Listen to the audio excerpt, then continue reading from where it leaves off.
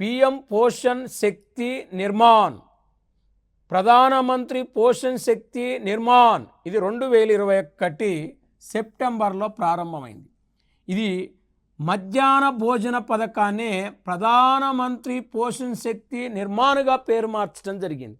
ఇది జాతీయ ఆహార భద్రతా చట్టం ప్రకారం ప్రైమరీ స్కూల్లో పిల్లలకు 450 క్యాలరీల ఆహారం ఇవ్వాలి, 20 గ్రాముల ప్రోటీన్స్ ఇవ్వాలి.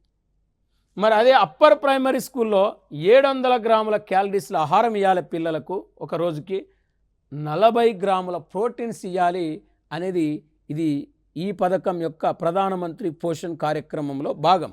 ఇంకా ఈ పథకం కింద పిల్లల పౌష్టికాహార పరిస్థితిని మెరుగుపరచడానికి ప్రతిరోజు పిల్లవాడికి ప్రాథమిక పాఠశాలలో 100 గ్రాములు, ప్రాథమిక ఉన్నత పాఠశాలలో 150 గ్రాముల ముతక ధాన్యాలను కిలో రూపాయ చొప్పున, గోధుమలు కిలో ₹2 చొప్పున, బియ్యం ₹3 మించకుండా ఇవ్వాలనే ఉద్దేశంతో ప్రధానమంత్రి పోషణ్ కార్యక్రమాన్ని తీసుకురావటం జరిగింది.